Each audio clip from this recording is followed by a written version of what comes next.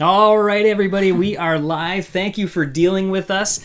We had some technical difficulties. Our stream deck, our stream deck, which we get. When you come to these, you expect you're going to get some fun sound effects and some other things. It's decided that after the last upgrade, it's over. That it's done. It's going to give me the welcome screen. What's playing? Okay, YouTube's just decided to do what it wants too. Oh, this is great. So, yes, anyways, it decided it wants to do what it wants to do. So, here we are. I'm going to try to get back to where we were now because YouTube just decided to start playing. And, yes, so we are here to talk about Luca. We are going to talk about the full movie review. This is a blast. Of course, we're going to be joined by special guests. We've got folks in the chat that we always like to say hi to, so we'll start throwing up some of the messages as we do. I'm going to move this here a little bit. So hello, Lauren and Lara, and oh no more sound effects. Just for right now. Mia, we'll throw up some more names as we continue to go. So Josh, nice to see you as well. We've got our traditional 6 pages of notes. We're going to talk about the characters and design, the direction, the vocal cast, the story, some of the elements that, you may be concerned with or elements that you love. And then we're going to cover some of the reviews that have been out on the forum as well. But let's notice who we have here in the chat with us this time. So this time we are joined by maybe... I know. Hang on. By Gio. So this is Giovanni and Ashley, who, if you guys have been here before, you have seen them along the way. And then also Miss Paulina, who is joining us again. Dan, the Pixar fan, won't be able to join us tonight. He said that he absolutely loved the movie, so he wishes that he could have made it, but he said, there's his thoughts. And then we also talked with Sydney, who's joined us a couple times as well, and she had said that, hey, Aiden, she had said that she has to work super early tomorrow, so she is not going to be able to join, but she said it's in her top 3 Pixar movies right now. So we're going to get into all those types of things and see what we can come up with. So Rodrigo, welcome. Again, like I said, I'll keep popping up some names as we go along. But what I'm interested in first is, Julie, what did you think about the film on a high level? And then what would you give it on like a 1 to 10? And you can do points, like if you want to do like 9 point or 8 point, whatever, however you want to do. And you guys in the comments in the chat, feel free to throw your ratings and I'll pop some of those up as well. So Dan, here in spirit, huge fan. Thank you. So I really did love the film. I thought it was great. I loved the friendship. To me, this was kind of, and I know it's kind of crazy to say, but it's kind of like a Buzz and Woody friendship where you were really rooting for Alberto and Luca. Yeah. Especially that ending. I was just like, oh, are they ever going to see each other? Is this it? Yeah. But I really, really enjoyed it. There was some parts that surprised me, and I definitely liked the second half better. Okay. That, like, basically when they got to land and when they got to Julia's house, or Julia's dad's house, Massimo's house. Oh, sorry. No, I'm putting it, the comment. You stupido. Yeah. That's, for me, when it, like, took off. Yeah. I was like, wait, keep going. Yeah. Like, I loved it. And I would say, I would give it a solid 9. Okay, a solid 9? Mm-hmm. Okay. All right. So I am probably around like the 8.5-ish range. Okay. I absolutely loved the animation. Like, the animation and the character design was just absolutely stunning to me. I mean, I cannot get enough of it. I was watching it again before we got on this hangout, and I was just lost in it again and listening to the music. I put on the headphones. I was listening to some more of Dan Romer's score, so I've got some more comments in there as well. Other people are already kind of talking in the chat about where they would put it, within the rank of Pixar films. I'm nowhere near ready for that yet. Yeah. I got to let it soak in and dissolve it several more times before I go there. But yeah, I'm probably like mid 8s, probably because of some of the story plot elements that we'll talk about. But overall, I absolutely loved it. So how about Paulina? What are your thoughts? I loved it. Yeah. I really did. I thought it was so charming. It was so delightful. It was heartwarming. Designs. I love the visuals throughout the film. It's just a sweet story with such an empowering message, Yeah. and such a nice tribute to that power of friendship, and I really enjoyed it, and I watched it. I've watched it like 4 times now. Oh, And excellent. yeah, and each time I watched it, I liked it more and more and more. So, I right agree now, with you on that for sure. right? It just becomes, and I think too. I really thought we were gonna go. I know Enrico said that it was gonna be about friendship, right? But I thought, oh well, it's gonna be about the sea monsters, and then the friends are gonna have to, do away with the sea monsters or whatever. But it turned out to be much more simple, just a beautiful, sweet story, And so that took me by surprise, and I just fell in love with it. So right now, I'm giving it a 10. Wow. Yeah, Woo. I just watched it. I soaked in the music, and I really love, aside from Dan Romer's score, the classic Italian music Yes. that was put in the movie, and you did an awesome job sharing that, PJ. Well, thank you. Constantly. So yeah, I just think it's just so beautiful. I give it a 10. That's awesome.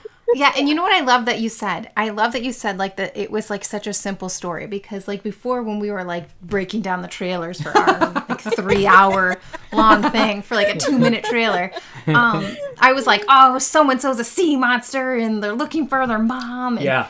Like you think about like trying to figure out these like crazy ideas, nothing like Pixar theory or anything like that, but just like these grandiose ideas, and it was like so simple and perfect, and like I did enjoy that. Like it just wasn't like, oh, and then this happened, and then this backstory. It could have, Yeah. but Right. yeah, I loved it. Right. Exactly. I That was like agree with perfect how you. you said that. Oh, thanks. I'll- Yeah, go ahead. Yeah, I'll say with Infinite Pixar, their comment that I had just put up there, one of the most rewatchable. And that is one of our top ratings that we always want to know is how rewatchable is it. Yeah. And I was thinking... That's you know, like my top 3 Pixar films are my most watched Pixar films. Yeah. My top 3. Your top 3, what do you mean? Of all time. It was because of rewatchability, because I... Got it. Yes. Oh, yeah, that definitely makes all the difference in the world. And then, so rewatchability, obviously, huge factor. I was thinking about it in terms of with Soul having just come out prior to this, and I was like, as much as I loved Soul because it was an art piece, and I was obsessed with the heaviness of it, I don't throw it on a lot. Yeah. Now, that's not to say I haven't rewatched it. I definitely have.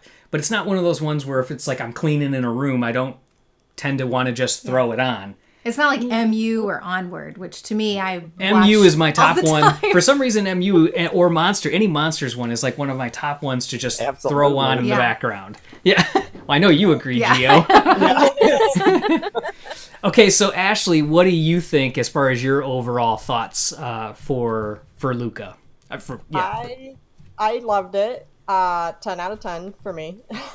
Okay. Because of the animation and it's just such a beautiful movie. And like you said, rewatchability. Every time we watched it, it got better and better. So, yeah, I loved it. It was really good.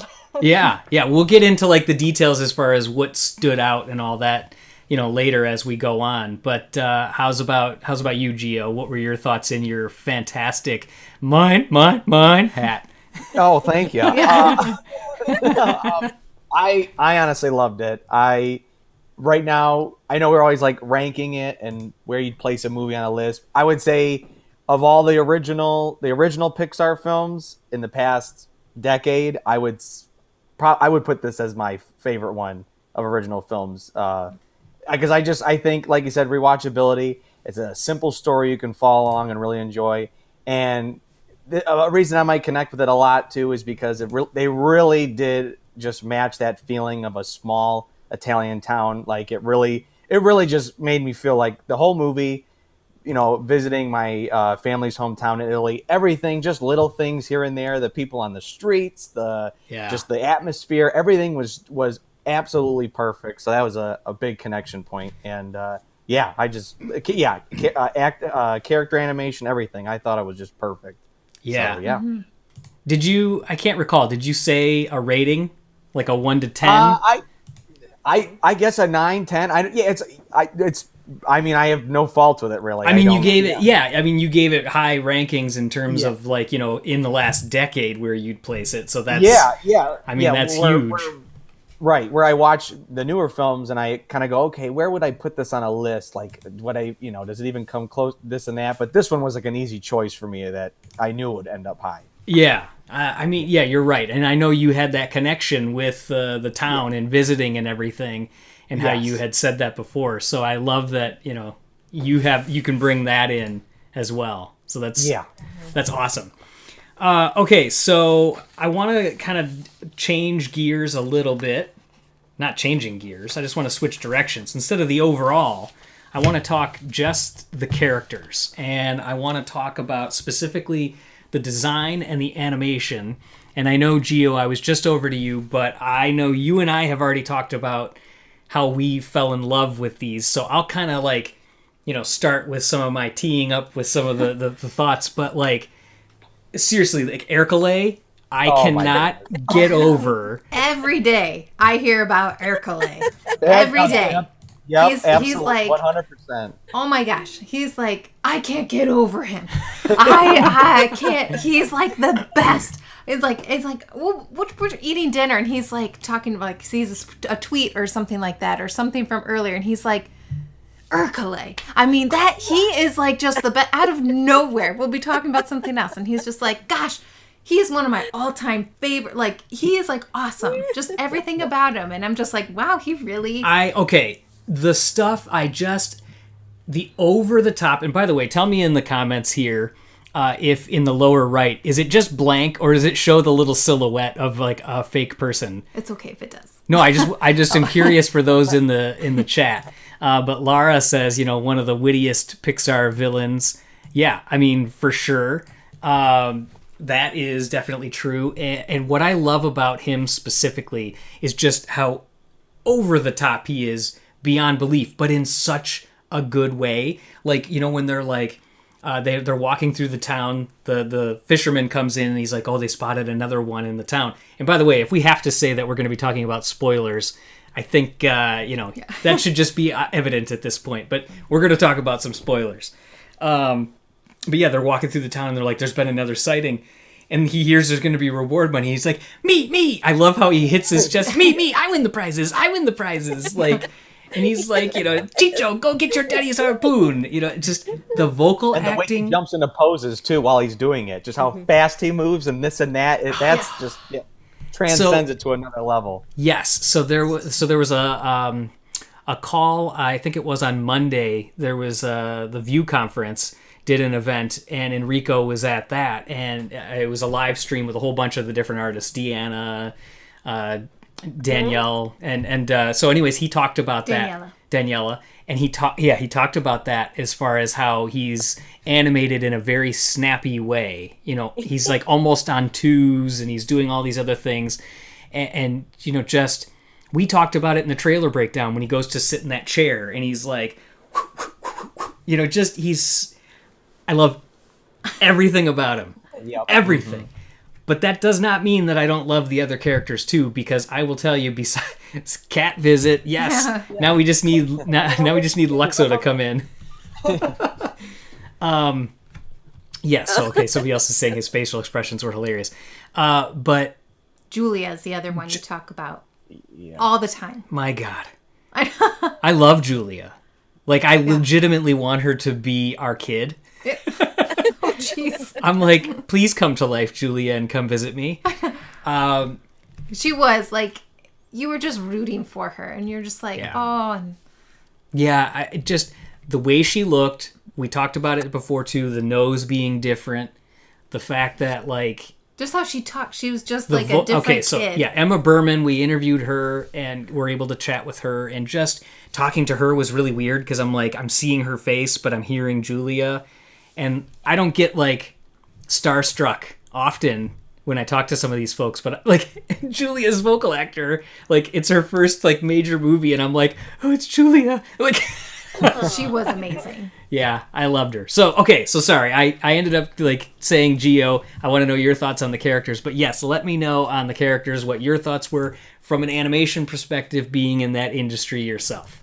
Yeah, no, well, the two you mentioned right off the bat, I would agree 100%. And I think with Julia and Ercole, those scenes where they would be, their confrontations together were some of my favorites in the whole film, because just at those point when those two clash, they're at like another level, and it's just perfect acting. You would just have, great performances from both of them as they're, sort of conversing. So I'd put those two up. Like you said, the snappiness of Ercole, I thought he was hilarious. That's a big part of it, that's why this was so fun, is because really it was just the animation style, the timing and everything was just really different in this film, really set it apart. And he was a character that definitely showed it. But other characters too. I mean, a lot of I feel like there's just a little bit of timing difference throughout the whole film, which really separates it. But those two, for sure. Yeah, absolutely. How about Paulina? What are your overall thoughts on the characters of this? Like, I posted a comment from Aiden about Diana Marcigliese about her character design. So if you get the Art of Luca book, her work is essentially on every page. I mean, it's almost like I want to talk to her again just to ask her, like, did you ever take a break during this film at any stage? Right. Because she did so much. Didn't you talk with her? Yeah, she was at the overall press event, but like the Art of book hadn't come out then. Yeah, that's true. So like, since it came out after, I was like, I got a chance to look at it, and I'm like, oh my gosh, this is like, there's so few artists that really. There's a lot of artists that touch the film, but there's so few that really like develop the look and the feel. Yeah. So as Aiden kind of said, Deanna's work is really kind of showing through on this. She worked a lot on Incredibles 2 and, some other films, of course. But, what stood out to you from a character standpoint? Was it the animation, the vocals, the designs? What did you like, Paulina? Oh gosh, all of them work together to make each character perfect. I mean, honestly, each one is so perfect. Ercole is just like hilarious. I just love him. I think I had mentioned to you, I love the little snappiness when he sits down in the chair. It's like he just thinks he's Mr. All That. Oh yeah, who wants to watch me eat a sandwich? He's such a jerk, but you like him a lot because he's just so good. Yeah. And then just the three of them, they're just like perfect. I was looking at them today really closely, and I just love, they all have little freckles, and their cheeks are all rosy, and and just the way they express in their eyes, and it's just, the animation is just gorgeous, just beautiful, and they just, it was like the perfect trio. Yeah, I just loved it. Yeah, I loved that. You mentioned the shading. I can't remember. Were you on the View conference as well, Paulina? Yes. Okay. Was it from that one that they talked about the fact that they didn't have pores in these characters? Yes. That was so cool. Like, they're like, normally we would have, these details of pores in our human characters, but instead it was just like watercolor textures and all these other things. It was just so cool hearing all of the details that they wanted to do to make these characters more unique than before. So, yeah. Now, I was going to say something. So there's a character who I was like, oh, he's different. And once I realized the vocal actor, I liked him more. Yeah, okay, I know exactly who you're going to say. Go ahead. Uncle Ugo. Oh, Because I was like, who is this? Who is this? And then when we found out Yes. that it was Sacha Baron Cohen, I'm like, yeah. all right, I really like him now because he was the weird guy. Like, he's just the weird uncle. And I was like, it totally works. And now I'm like, okay, I like Uncle Ugo now. Yeah. So, okay, with Uncle... Like, it fits. Yeah, I made a note. There was an interview that Enrico had done with Sci-Fi Wire, and he talked about working with Sacha Baron Cohen, and he said if we had to book Sacha Baron Cohen with his crazy schedule in person, it wouldn't have worked, but we were able to do it. He was in Australia, very far away. We gave him a lot of freedom to riff. We tried probably a half a dozen different voices. He's so versatile and quick. He was making us laugh really, really hard. He gave us so much material. Once actor and director settled on Ugo's throaty voice, all of Cohen's lines were recorded in 2 sessions. And he said, that's all we needed, Casarosa says. This is honestly the amount of material we had and how much fun we had to put the puzzle pieces together. It's an amazing pleasure to work with him, and he's an amazing improviser. He just ran with it. And you could tell. You could totally It tell. felt Now improvised. that like I was like, oh my gosh, and it just floats in your mouth. You don't have to do anything. You just Yeah, sit like- there. yeah, you just open your... It's very nice. Like, it's, Yeah. yeah. And they, Get and well they probably had so focused, much great you know. stuff. Oh, sorry, Paulina. Go ahead. Oh, that they had so much great stuff that they're like, we gotta just put them in the ending just to use more of this dialogue that we have. Absolutely. Yeah, it was Absolutely. really smart to use it there. Yeah, for sure. So, character, you mentioned him, but Ashley, I want to know your thoughts. What were your thoughts on the characters? Oh, I loved all of them. I can't really pick. I can't just pick one. I was going to say, do you have a favorite, either from a vocal or just design or anything? Oh man, I don't know if I can pick yet. I might have to watch it a few more times. I love the cat. Machiavelli is. Yeah. Come on, I'm a cat person. I meant to tally up all the times he growls. I wrote them down, but I didn't tally them up. It's like seriously like 9 times, and I love that he does it to Massimo when he sneaks the bite of food early before everybody gets there. Okay, well, being a cat, fan, did you notice something that Machiavelli does in the background? That's totally in the background. Very cat behavior. No, what?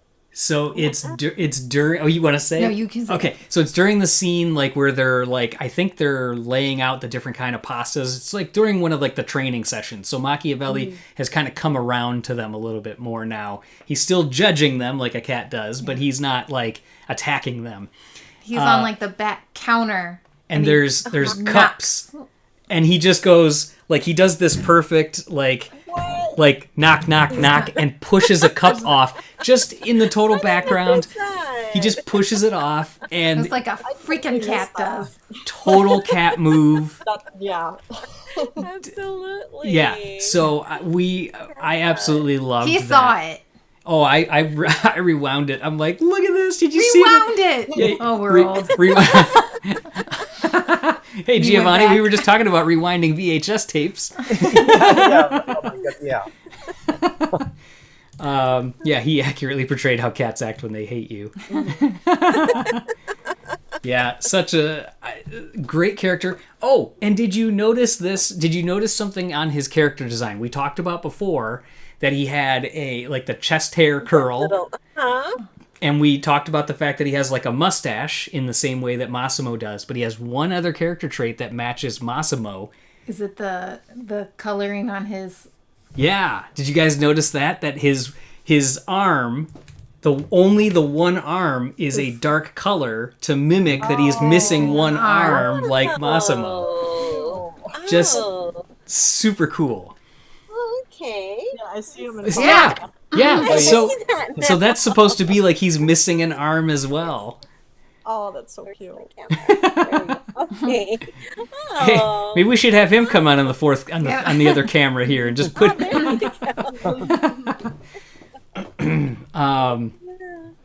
So Cameron, you just asked, if Enrico Morricone was the original composer. It was rumored as such. I did talk to Enrico Casarosa about the score. So let's switch and talk a little bit about the music for a minute. So I talked with Enrico about the score, and I said, I kept it light, because obviously if you asked this question wrong, it could have went the whole interview could have been derailed. I was like, obviously choosing Dan Romer, when I heard that, I was surprised, because the natural inclination is that you would have went with Michael Giacchino, because not only is he Italian, but you worked with him on La Luna, and he's got the close connection with Pixar. And he was like 100%. He goes, there's almost no one better than Giacchino. But when it comes down to it, I wanted to do something different. And different it was. So, Julie, what were your thoughts on the score and Dan Romer's work? We've already seen a lot of comments that have came through that people were talking about how much they liked it. But what were your thoughts on? Yeah, so I enjoyed the music. I enjoyed the score. I would say one of my favorite songs, and I don't think this is one of your favorite songs, is when the boys are jumping out of the water and like they're turning like into human and then going back as they're just like swimming. Yeah. That's one of my favorites from the score, along with the ending song that we just watched before. Yeah. Go find out for me. Yeah, but so the jumping out one, that's probably one of my favorites, but I enjoyed the actual Italian songs, like the throwback songs, like the classic Italian 50s, 60s pop songs. I enjoyed that. That made it fun. Like that made this soundtrack. I mean, the Spotify, Apple Music list that we listen to that now all the time. Yeah. That to me made the movie more fun than the actual score part. Yeah, I'm gonna go ahead and just pull that up since you mentioned it. But what about you guys? Yeah, Paulina, you had already kind of mentioned it with the score. What are your thoughts on the score? Yeah, I really liked it. Like I said, the first time I watched El Capitan, and it was just so emotional because I was back in the theater and stuff, so I really didn't pay attention to everything. Yeah. But then as I'm watching it now, I'm paying more attention to the score. And I really like it. I find it interesting because like in the beginning, it's like very organic because it's in the water, so it can take place anywhere, and then once he's on land, and then you start getting that little Italian feel to it, and it's just really cute. And Julie, I really like it also when he jumps out, because there's like, I think that's the first place where Luca starts feeling like free, because he's changing and he's like, oh my gosh, I can be human and a sea creature at the same time, and that's okay. And his music totally depicts that, And also when he comes out and he tries to walk and he's wiggling, and if you hear the little score, it kind of has that little wiggle to it too. Yeah. And I was just like, oh wow, that's pretty awesome, And then when he goes out in Porto Rosso and he sees the town for the first time, and you hear that song, the little Italian, and it's like, oh, okay. So it's just beautiful. It just works so, so well. And then, of course, the classic music is just, wow, that's just an extra beautiful touch to it. What's hilarious about the classic Italian songs is our son loves them. Loves it. Loves them. And he wants us... He takes our phones... on Apple Music, you can pull up the lyrics, but they're all Italian. They're Italian, so he's trying to sing it. He's trying to, sing along. So then he argues with us, well, they get the English version so I can sing. And I'm like, no, it's Italian. So he's like, so now I know a different language, and he's just like... singing these songs. Very cool. He's obsessed. Yeah. So I'm gonna see if this comes up. Do you guys see my screen share? Yes. Yeah. Okay, cool. So as far as this, if anybody watching this hasn't known, just go to, of course, pixarpost.com, and there's a post just a couple down, or you could just Google it. Close to complete score soundtrack. We have combined in the proper order, whether you listen to Apple Music, Spotify, or YouTube Music, the playlists in their proper order, so that way you can enjoy them as the songs would come up in the movie. And it was such a cool thing that, as we were watching the movie, I was just like, no, this isn't good enough. I need to experience these songs in the proper order as I'm listening to the soundtrack. Because I just started listening to Dan Romer's score, and I'm like, something's missing here. Something's missing. So I just put them out there. Luckily, added it added it to a tweet to Enrico, and he ended up sharing it out. So I was like super thrilled that like it was well received as well.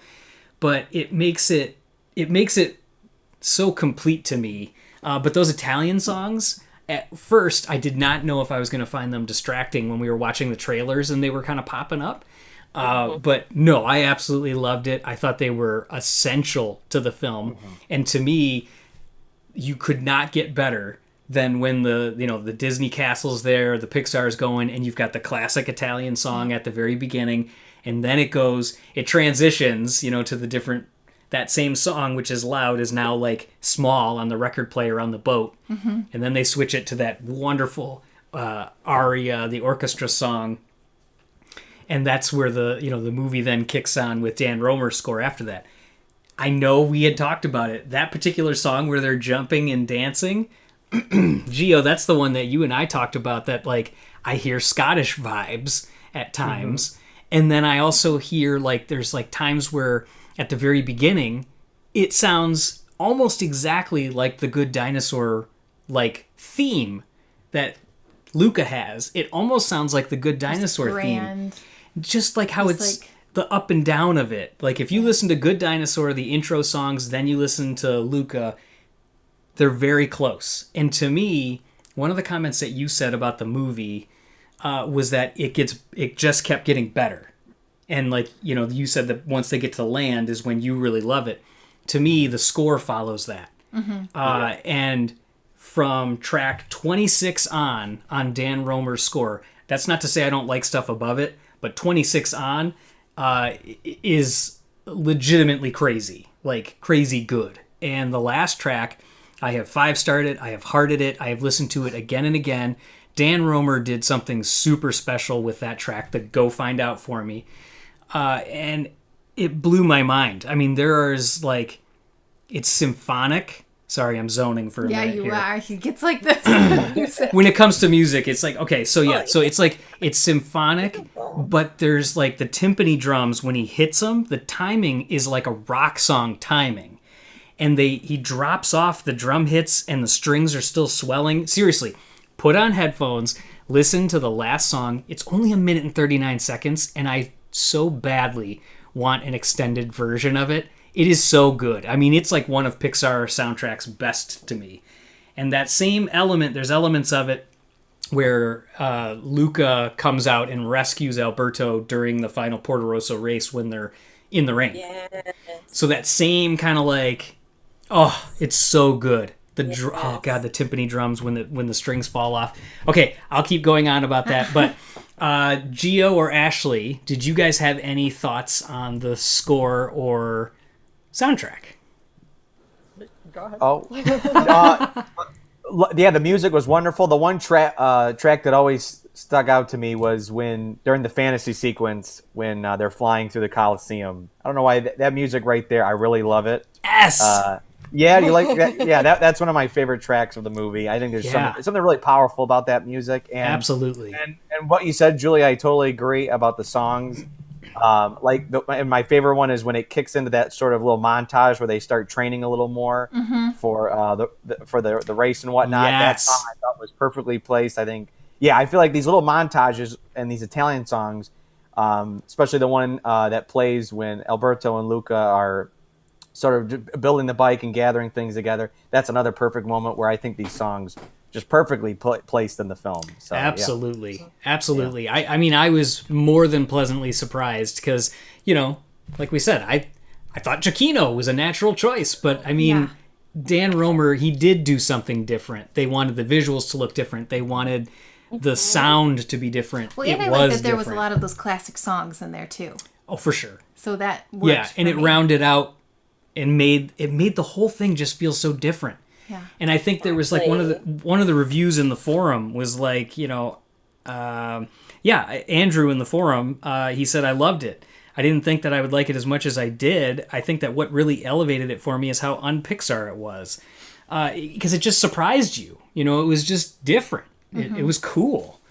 So, all right. So what were you going to say? Well, we did talk about some of the vocal casting and stuff. Yes. But there was one thing I forgot to mention. Yeah. That I am really excited for, and I'm sure a lot of people aren't, but the fact that there could be a new Pixar's Lucky Charm and that John Ratzenberger is not Excellent. a Excellent. vocal cast in, yeah. So, yeah. This will be the second film, even though they did make a likeness of him in Soul. Right. I love the fact that Peter Sohn has been in so many of the films So, describe who he is. Yeah, he's a director at Pixar, but I love that he might be the next Lucky Charm. He's like a part of Pixar. He works at Pixar. I feel like that is the next. I feel like it's fresh, it's new, and I feel like that is a direction that I am like all in for. And he just has a wonderful voice. Yes, too. and it's so like endear. You're just like any character he plays. It's just like, oh, be my friend, please. Please be my friend. It is kind of crazy. He's one of those guys like Bob Peterson voices a lot of characters. Yeah. Roz, Mr. Ray, Doug, but he kind of changes his voice. Pete Sohn essentially does his voice every time. Every time, I love it. Yeah. When we were watching it the first time, that part when I didn't know that Chicho was voiced by. I didn't even know Pete Sohn was in the film at all. Okay. And when we were watching it, when he's in the water and he starts screaming during the race, I turned to Ash and I go, "That was a Pete Sohn scream right there." I go, like all I thought was like Squishy in the race when they're getting shot with those things where he's yelling, "Go!" I was like, "Is that him?" And so I think, like you said, he uses his voice. It's like a nice, distinct voice that you can always listen out for. So I think him being like the new Lucky Charm would be a really great choice. Mm-hmm. So Yeah. So I asked Enrico when I got a chance to talk to him too. It was like literally like, they were like, okay, time to wrap it up. And they're like, you've got one more question. I'm like, well, then I got to go for it. I'm like, is Ratzenberger anywhere in this? And he's like, no. I'm like, not even a likeness. He's like, no. He's like, we had a lot of discussions about it. And it came down to that we wanted to make, for his film, for Enrico's film, Pete Sohn, a Lucky Charm. Now, it made it sound like that's what Pixar decided. But later, when someone tweeted him to that, he said, hey, I can't speak for other movies. I don't know what they're going to do. I can just tell you for me, I didn't do it. I wanted Pete Sohn to do it. And I knew it was... Hey, who do we need to sign up a petition for to get Pete Sohn to be the next one? Because, like, I love that. Yes. I'm all about, like, I feel like it's a fresh step. Let's go. Story artist, scratch vocal artist, director. He's working on a new film now, and I we can say that openly because not only did Pete Docter talk about it, but the fact that it's in the electronic press kit that they released, as they listed Pete Sohn as one of the executive producers, that he was working on a new film. So I mean, it's just, he voiced Recycle Ben, Squishy.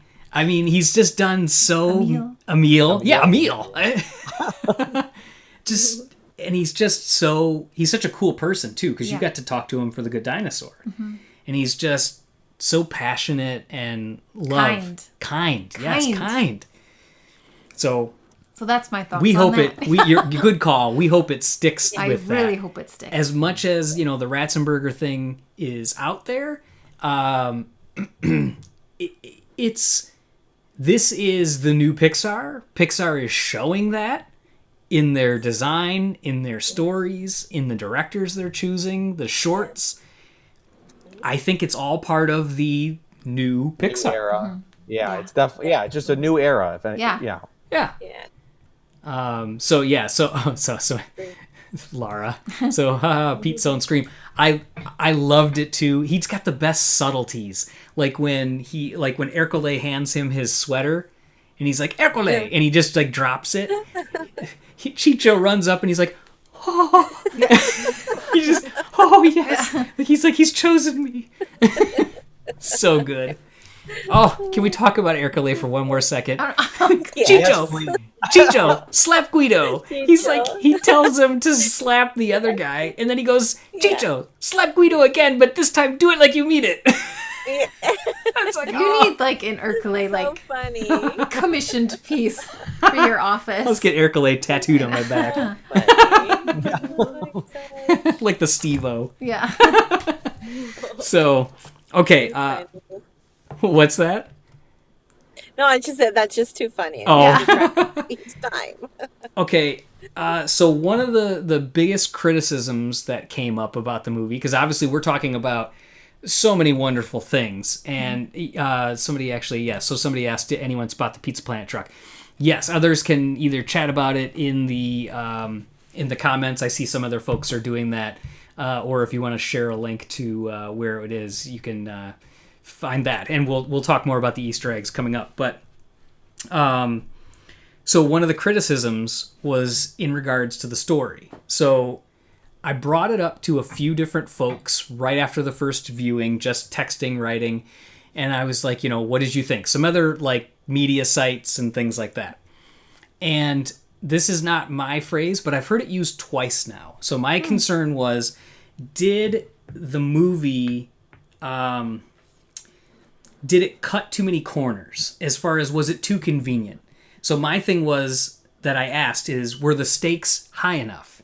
Like, you've got this whole big setup of potentially hundreds of years of hatred and killing between humans and sea monsters. Oh. And at the end, when it's revealed and Massimo kind of steps in and just puts his foot down, the town's like, all right, we're good. So that was my question, is the stakes weren't really raised as high at the beginning, but did it cut too much of a turn at the end, for that? What I was told and what I loved, because this is to me the perfect response to it, but I'm going to ask you guys this too, is it's a light breezy, and I loved that word. That's the one I've heard used twice individually, is that it was a breezy film, a great light-hearted film that didn't have to be heavy. Yeah. So that's how they were able to look past that. But I'm interested to know, from a story standpoint, was there anything that stood out for you guys? And I don't know if anybody wants to, kind of go first or whatever. Geo, Ash, one of you guys. I honestly had no problem with the lower stakes in this film. I think that sometimes it's just really nice to have just a simple film. I think, we have these heavier films. I feel like a lot of animated films are always, these days they're competing to have these really grand scales and so I think the smaller story was just a nice, refreshing take. I feel like, I don't know. Would you agree with that? Yeah.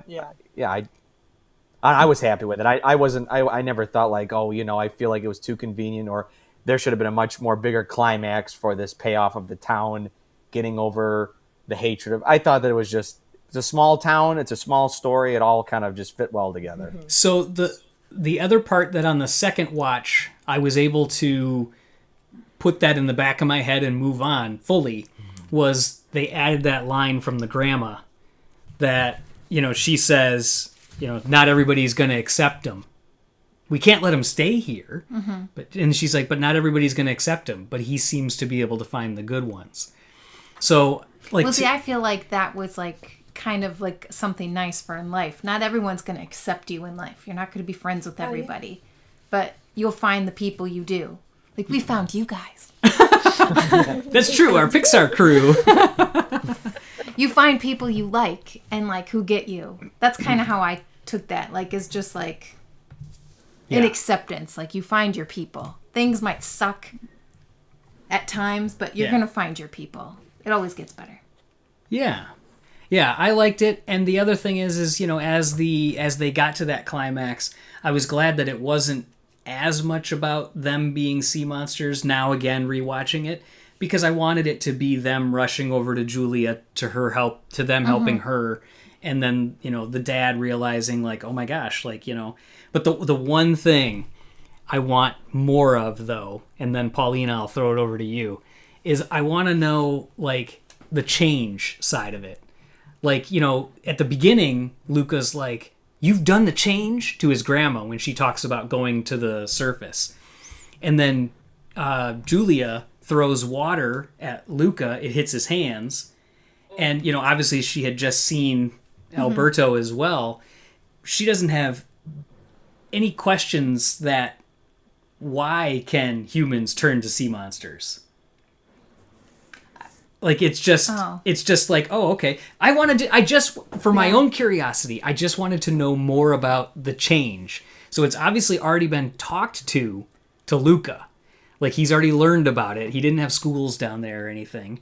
But I just wanted to know more about it. So anyways, those were the criticisms that either I had initially, and after thinking through them, they went by the wayside, or that I had thought of. But Paulina, did you have anything from the story that was a concern for you?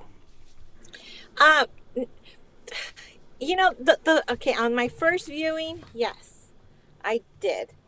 And I was like questioning, I was like, oh yeah, right, whatever. But then on my next viewing, it's like, this is happening from the kid's point of view. Yeah. So when the whole thing okay, so I think, okay, why didn't the dad react? Why didn't the town react when they turn into the sea creatures and stuff? Right?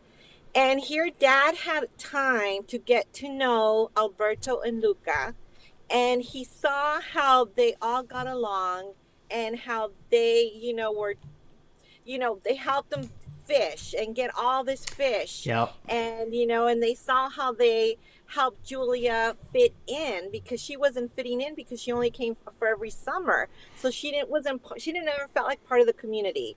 So with them, she did, and dad saw this, Yeah. And so I think that when that happened, it was just like, well, this is bigger than them being sea monsters. They helped my daughter, and I got to know them, and they're just some great innocent kids, And so I think since we're watching it from their point of view, it's more accepting than adults, because any of the adults, they already have all their preconceived, ideas, and we must kill them. And that's what they kind of showed throughout the movie, right? Yeah. All the sea monsters, and we're going to kill them and hunt them. But that was the difference, And then with Julia, I mean, a lot of kids, even when you were growing up. Yeah, you don't care. Happened, yeah, exactly. Yeah, as a kid, you're like, yeah, whatever. That's okay. Yeah. She's like, oh, big deal. Okay, so what if this happened? Let's just go play. So I think that's what happened with Julia. First she was shocked with Alberto, but then when it happened to Luca, it was like, oh, no wonder, the fish, the stars, it all made sense to her. Yeah. And she's like, oh, great. Sleeping under the fish. Like, yeah, So no, after my second, it's like, oh, okay. So, I had to let go of what I expected the movie to be, because I had thought that it was going to be about, the sea monsters, and except, it's like so much more of a deeper conflict, And once I let go of that and just saw it as a innocent, sweet story about the kids, then it's just like, yeah, it's believable to me. Awesome. Yeah, the other thing is, from the town's perspective, they knew the two grandmas for so long, and then they revealed themselves as well. So the town, that's when they ripped up the poster. Absolutely. So really, I think what I did love that. I thought that was a fun little twist. Yeah, I think what made me love it so much more, and my rating actually, usually I start out super high, and the more I watch it, the more I try to find little things, and then I'm like, okay, I thought it was a 9.5, I'll settle on like a 9 or something like that. I've actually gone up each time I've watched it, because I realize, oh yeah, like you said, not only the kids accepting it, Massimo saw that it helped. Mm-hmm. The grandmas revealed themselves. I'm like, wow, I keep ratcheting up. So I think this is like one of those movies that it just keeps getting better. Mm-hmm. It keeps getting better. It's so good. So I'll throw this out there real quick. So Disney Fan 2005. I apologize that we haven't answered your question. It just hasn't been related to Luca. It's about in-home releases, and we're just talking about the movie review. So I'm not trying to ignore you. So as far as the Easter eggs, real quick, I've been posting a couple things up here, and Candy may have some knowledge about that. So, she's telling folks, that, yeah, I'll put it back up there one more time. But there is a turning red. Yeah, we knew that there's going to be out there. But I knew it was going to require some in-depth knowledge that we don't know yet. Yeah, it's going to be like in Ratatouille when you see Doug's shadow. You didn't know who he was. Yeah, those original film Easter eggs are always tough because with a sequel, you're like, well, I'm just looking for something I know. Yeah. Correct. You have no clue what it could be. Yep. Yeah. Then how did we find the Luca Easter egg when we saw Soul? Well, that was because of our post, I believe, that first talked about it. We didn't find the reference, but it was someone that in our forum that had found a UK patent for Porto Rosso. And so when we were scanning the trailer, we saw that as he was, going with his hands along that, I saw Visit Porto Rosso. And so that's the only reason I remembered that post in the forum. And it's because someone flagged us and said, hey, Pixar trademarked or something. Yeah, they trademarked a new, Porto Rosso, the phrase Porto Rosso. It's the only reason that we probably found that one. There were more sea monsters hidden in the town originally. I was wondering that. Mm-hmm. You know what I would like to see? And I wish someone would draw this, and I think Enrico had tweeted this. What does Uncle Ugo look like in human form? Oh! Can you imagine? Oh my gosh, I wish a Pixar artist would just do it just for fun. Oh man. I hope he looks completely different. I don't know, but I just want to see what a crazy character he would look like. That is hilarious. In human form. Because he's so different from the other brother, Luca's dad. Oh, yeah. Yes. Yeah. Watch, he looks like an Urkelay, like an Urkelay's dad or something. Yeah. Okay. Talking about dads, can we talk about a favorite moment? There is nothing that I love more than Massimo as a dad. He is such a great dad. Yes. Not only does he care so much for Julia, he doesn't want her to lose the race because he knows it bothers her so much. He goes looking for Alberto. Oh, Yes. yeah, that scene where he goes, where is he? That was surprisingly hit me a lot when he was like so concerned. I was like, oh my gosh, like you really realize in that moment, wow, he's really connected with Alberto. And so that was amazing. And Pixar had tweeted out something for Father's Day, and I just saw some random person replied to it on Twitter, and they said, Happy Father's Day to all the fathers out there, except for Alberto's dad. So, I mean... But we don't know what happened to him. No, we know he left. Yeah, but... He left him. He said he was old enough. Yeah. By himself. But do you think that was just, like, his excuse to say, like... I'm just gonna leave you, or did he really feel like in the animal kingdom, in the sea monster There's too kingdom? many parents. It's like Disney and Pixar. You can't have too many parents. That's true. There's too many. They're gonna leave you. They're gonna get divorced. Luca had 2. That was too many. No more parents. Yeah, 2 caring parents. Julia had 1. Slow down here. Her mom lived separately. That was too many. Yeah. Alberto couldn't have any. That's true. They had to balance it out. Balance it out. There was an uncle and a grandma. Too many parents.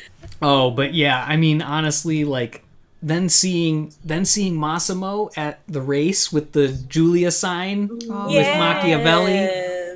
And then Alberto stayed with him. And then Alberto got to stay with him in the post-credit scene. You get to see him, and he gives him the knife because he wanted the knife for his birthday. I know. That so sweet. I loved it. That continued telling the story. The credits and stuff Luca at school and then. Okay, so Ashley, what did you think about the post-credit scene or the credit scene with the animation? Oh, the Uncle Ugo one? Or the, No, not after. So the hand-drawn the drawings that were during the credits, or the credit roll. I loved it. My favorite is Machiavelli with his kittens. Yeah, when did all that happen? I was like, oh, you have babies. I thought it was the sweetest thing. And, oh, man, I just loved that. We just kept watching it. It was like the story just kept going. We got to see Alberto and then Luca in school and him, there was one where he's, sticking his hand in the fish bowl. Yeah. And all the kids are and it's just, the they're accepting him and he's having fun in school. I just thought it was so sweet. Yeah, I mean, just Exactly. that post-credit scene. I mean, I love the fact I wrote down who did it as well, so I want to make sure I mention that because she was posting it all over her social media as well to say like, hey, this is so cool, and she thanked so many people at Pixar, like, thanks Deanna for helping me with my colors on those drawings, and for other people for doing the layouts. Nicole, I will find it. They said Nicole Castro? Yes, it is. Yes. Nicole Castro and It's Mateus on the- de Klerk. Yeah. So are you saying because Yeah, you they saw it put in the... there. Oh, Yeah, I Yes, saw it on perfect. Thank you, Lara.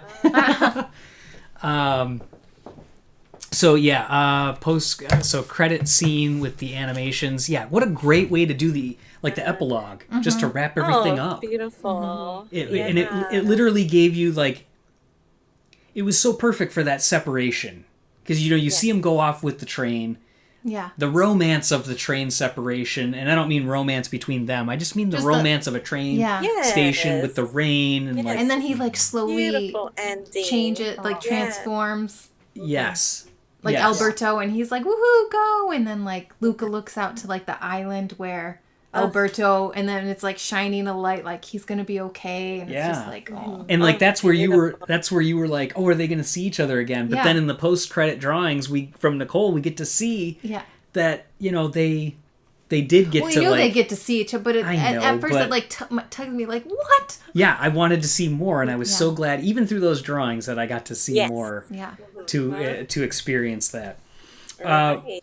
Were there any other like favorite parts, or what were your favorite parts? Do you have anything that like stands out to your mind?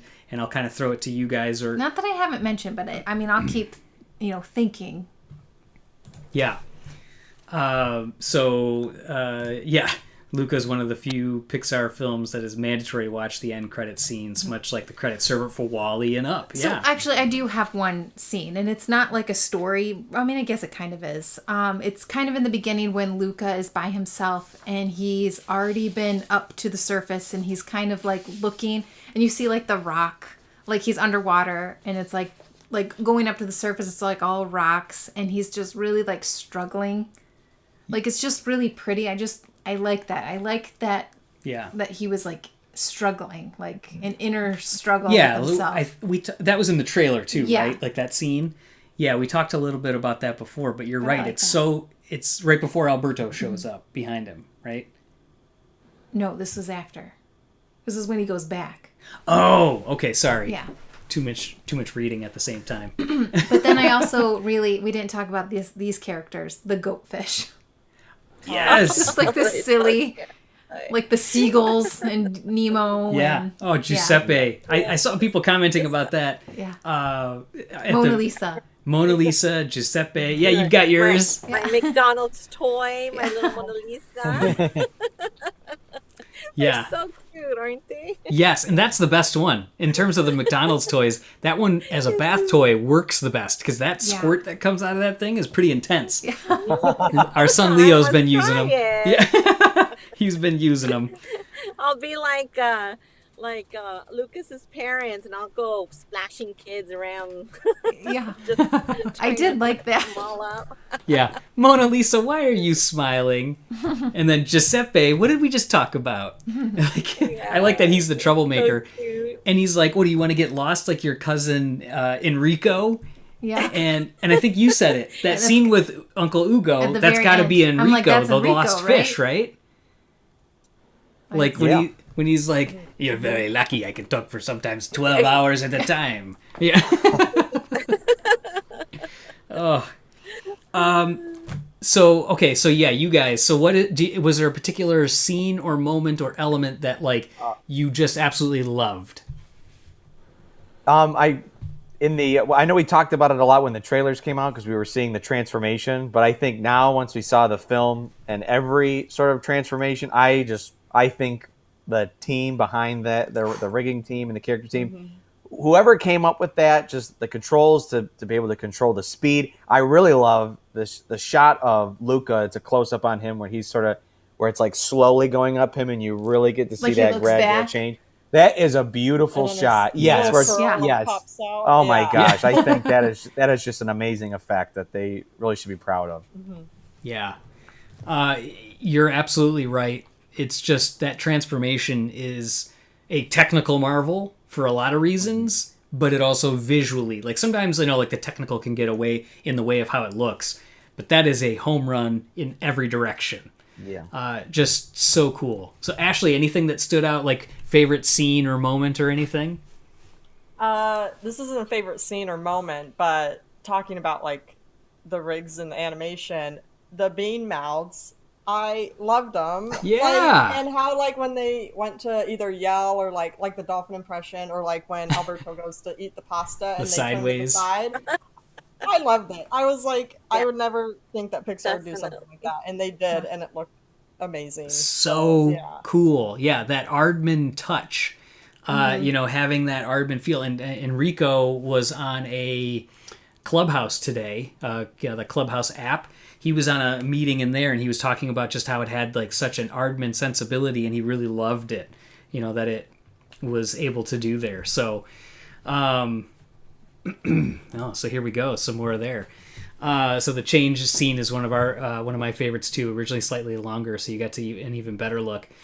So Cameron keeps saying that not only is Lou Romano back at Pixar, but then he's saying Lee Unkrich is as well. I think Lee is just for what do they call that? Like a consultant? Like a consultant as part of like the story teams. Yeah, I did not hear he was officially back he's as officially well. back. So I don't know 100% on that one, but we shall see. Paulina, anything that stood out for you? Favorites or moments or anything? Everything you guys have said, but also I still love those dream sequences. Like, Oh, yes. you have said that from the very beginning, from the Yeah. trailers. and I love it even more like when he's running on Saturn, and then Julia's like, get on the hang glider thingy, and they jump onto it, and the clouds, all these colors, and the stars, and it's just beautiful. It's breathtaking. I Yes. just loved it. Absolutely I was. really do. Absolutely was. And that actually takes me to one of my favorite scenes, which is where they're in her bedroom, in Julia's bedroom, and she's teaching him all about the universe. Yeah. And she's got all of her books laid out. And he's like, and then there's these things called cities. And then he's going through all this stuff. And I love that, again, on multiple rewatches, this is another reason the scores are going up. You start to realize how curious and how much Alberto is drawn towards knowledge. Like at the very beginning, when Luca, did I say Alberto? How much Luca's drawn to knowledge. Because like at the very beginning, when Alberto's telling him things, he's like, whoa, how do you know all this? Like he's like, this guy knows things. I got to follow him. And then he starts to realize and get some of that education from Julia. And he's taking it to the next level, and you can see him like jumping. He's like, "You have to tell me everything!" Like he's just like so excited about it. So the fact that he's drawn and attracted to education, and even in one of those credit scene drawings where he's at the library and he's just like looking at all the books, like whoa, like it just. I love that kept growing throughout the film as well. You know, just your assessment of it on the first watch, that it kept getting better. It still stays true to me to now. Every time I rewatch it, as the film progresses, you realize how much it builds upon itself and keeps getting better. I just thought of something when you were talking. Yeah. Remember when the mom, was it Daniela? Was the mom's name?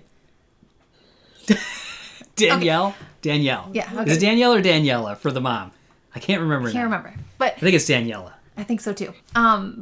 Well, anyway, when she's like, if I have to send you to the depths of the ocean to keep you safe. Safe, right. Okay, and you think, okay, that's like dark in there. But then when she willingly lets Luca go on the train immediately goes into a dark tunnel.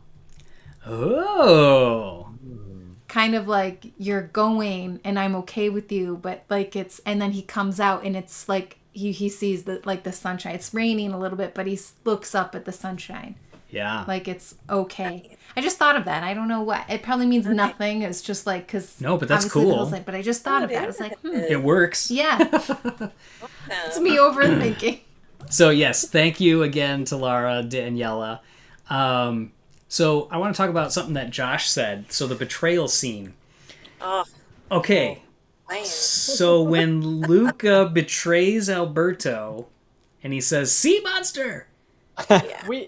We gasped. Like both of us were like, What? How could you? And of course, like the lighting and the mood in that whole yeah, the scene, whole you're thing, like, we were yeah, what? yeah, It yeah. was- yeah. Yep.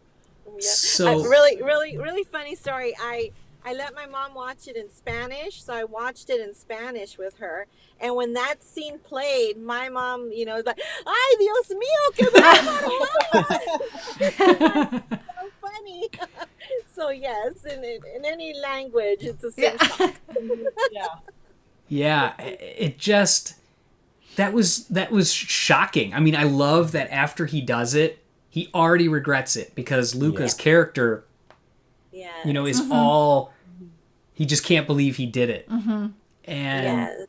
it was such a great reason. That was the climax that was slowly building. Everything slowly built. When Massimo calls Alberto away, he's like the strong one, and he wants him to come help him, at the boat, and he kind of gives that look back, like, oh man, I gotta leave Julia and Luca alone again. They're gonna continue to bond, and I'm gonna continue to lose Luca. And then he comes. I was looking everywhere for you in her room. It's just everything kept building to that climax, and then what a great way to go back there. And Alberto tries to push him away again. Just get out of here, leave. But I like that Luca doesn't let it go. Yeah. He's like, no, I wish I could take it back. And just I'll show you. yeah, I'll show you. And that again, I think other people have said it too. That climax scene, everything from there, the whole movie takes a darker tone with the rain, with the colors, with the lighting, just so good. Yes. So yeah, that was So somebody else. Absolutely. Speaking of Alberto, when he was in the very beginning where he jumps over that boat and they shoot the harpoon at him? Yeah. Okay. I'm glad you brought this up. Because I meant to talk to you about it the other day. But I kept forgetting. Yeah. Yeah. And I usually go to bed before you now. So. But if you notice, Alberto has a cut on his arm, and that was from that. I was like, oh my gosh, I loved that. So yeah, Enrico somebody asked Enrico, they said, hey, what was that mark? And was that from anything? And he said, good eye. That was from the harpoon throw at the very beginning that scarred him. Yeah. That's so cool. I loved that. Awesome. And Cameron asked if we think that the mom Daniela was named after Daniela, the artist. Oh, okay. Possibly. So sorry. I actually think it was. Down a little. Oh, sorry. Right there. Oh, yeah. Got it. Was Luca's mom Daniela named after production designer? I actually do think it was a nod to her. I mean, there was like the fish named Enrico. There was Diana Marcigliese. She had I love that scene. She had a character, and she also had a likeness with her and her husband on a poster that Josh Holtzclaw, I think, did. Yes, and well, not only that, but her grandparents are in it. She said during the View conference that her grandpa is the character at the Scopa table with his hands behind his back, because she's like, he always stood that way. And her grandma is one of the 3 old ladies that's sitting on the bench as Luca's learning to ride the bike, who's holding the rosary. Because she said her grandma was always holding the rosary, counting her rosary. Yes. So that was from the View conference as well. There was a lot that came out of that, wasn't there, Paulina? It did, yes. It was great. Love all those behind the scenes moments there. Giovanni, I throw it to you a lot just because obviously, having the connection to the industry a little bit. What were your thoughts on the direction from Enrico's perspective on the film? Like the overall directing of the shots, the layout, and all that. I thought it was beautiful. I think for like the smaller scale, I feel like it still felt grandiose the way it was shot. I feel like there were a lot of fun angles. lot of like fun top-down shots that we see Yeah. throughout the film. I thought it was just like, yeah, the layout team did a really amazing job. I feel like really exciting. I really love that scene when Alberto and Luca are on the bike when they're kind of going and jumping around the walls. I feel like I'm so sorry. Yeah. He's an animated guy. It just scenes like that. I feel like we're really more exciting just by the way, like the editing too, the way it was cut. I just think, all around, I think the direction was really wonderful. I can't say good enough things about the film. Yeah, I loved how many shots were really like intimate, really close. They really felt like, when it was between Luca and Alberto talking, you were kind of framed on their face a lot. And I liked how you felt like you were in that conversation. And there's just little subtle stuff that came out in the story, I'm sure, as well, in that department, where like Ercole's up on the Ercole. He's standing on the bike seat, and he's about ready to harpoon, and then his head's up to the side with like that silhouette again, like Ashley was talking about, and the lightning flashes behind him, how he's backlit, and even that whole chase scene. When they cut to that side street view, and they're coming down the street on the bikes. And as they're coming down, they're like whoosh, and the camera's just slowly panning along with them a little bit. So there's still movement that's coming in that direction. There's just so many wise choices in how things were done in this. And, from the editing, the pacing, everything, it was so good. So many beautiful shots. Like the one that really stands out a lot is during the montage, the beginning. It's that shot where Alberto is like flipping this. What does he flip? Like a ball, and the lighting on the water behind them, how the sun is hitting the water is every time I watch it, I'm like, that shot, man, I can't believe it, how gorgeous it is. Okay, read that in bold. Fave scene. Love when they're backlit. Amazing. Lucas, Alberto's playing with the sword and then flipping that thing. Gosh, yes, that lighting was gorgeous. The other thing I thought was cool, changing gears a little bit from a foreshadowing. Again, so many, and somebody else said it about, I think I posted the comment too, not only with the slow building of Alberto's frustration and Luca's frustration with Alberto, but the foreshadowing of that, the rain is going to be the thing that exposes them in that dream sequence when they go up the ramp. He touches the moon, the fish. The big fish. The big fish. And it turns to rain and exposes him. It's like, that's the foreshadowing that he's going to be exposed by rain. Yeah. It's so good. It's so good. Foreshadowing of the rain to come. Whale carcass. Hits its Floats into your mouth.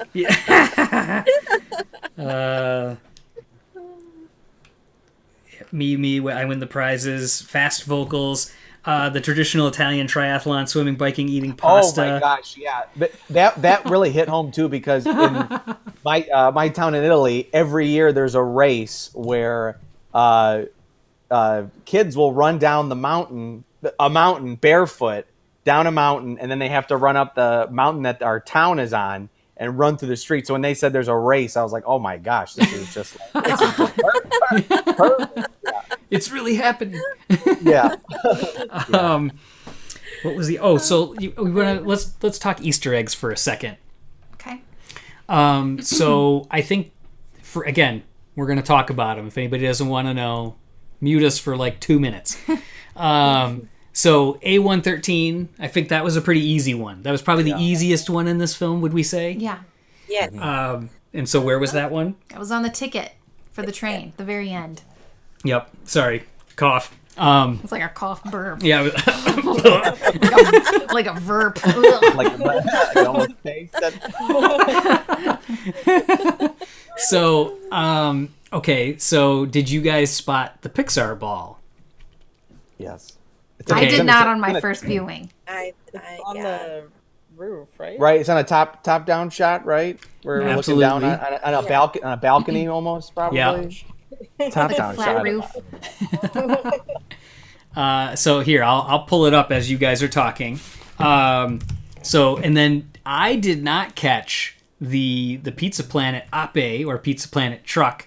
I had to, wait till somebody else found it as well. Did you guys spot that one at all, as far as on your watches without any assistance? No, but I probably that one's tougher because doesn't it appear during? It's in the end with the rain going down the town, right? So like probably it's like really quick shot, so it's like it goes by pretty quick, right? Yes. Oh, so so it's hard to see. Let me see if I can enlarge it a little bit. But yeah, it's hard to see. It's back here behind Ercole as he comes around this corner with Julia hot on his tail. So you got that one there. We saw people have pointed out the Donald Duck in their room. And then this is the Nick Patera record. So he's a Pixar employee. There is another one as well that's in the Art of book that Josh Holtzclaw created. And I don't know. I think it's this one tucked behind it. I'd have to look and see which employee it was. It might be this up here too. I'm going to have to look it up. But yeah, that one's another. There's another employee that's on a record. And then here's the Luxo ball at the top here. They're kind of all crammed in like that, biking, racing. And then, yeah, the A113 for sure. That one was like, okay, that was like in Monsters University when Sully comes through the door and you're like, okay, well, that was obvious. Yeah. So then, yeah, the turning red one, we know that is essentially going to take...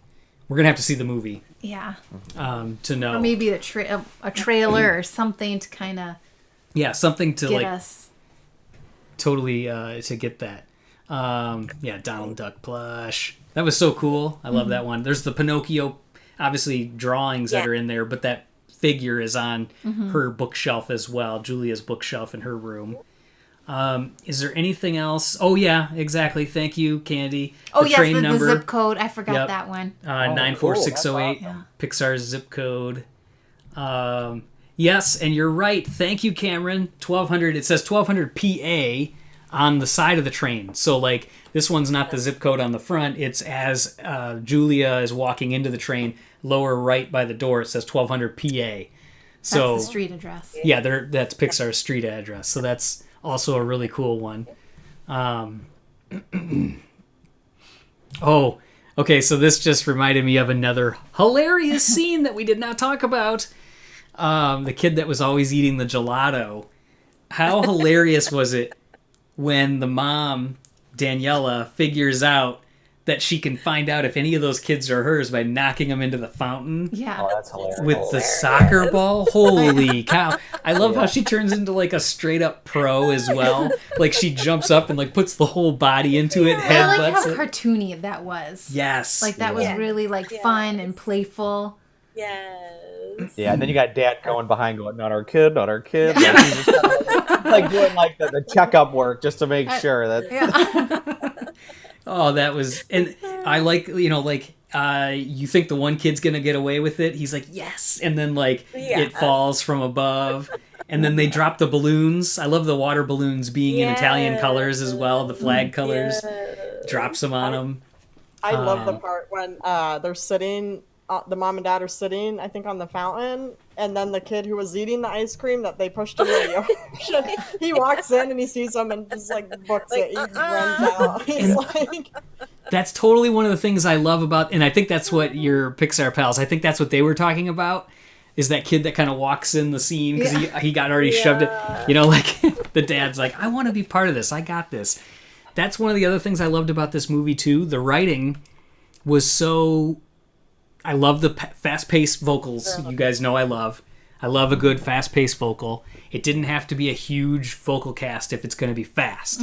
Keep that. Yeah, because you love big casts. I do. I love big casts. Yeah. This obviously was bigger than Soul, but not tiny. It was kind of on the like medium small side. But if you keep those vocals moving, I don't think anything of it. Where was I going to go with that one though? I don't remember. I lost my train of thought on that one. But what were you talking about right before this, Giovanni?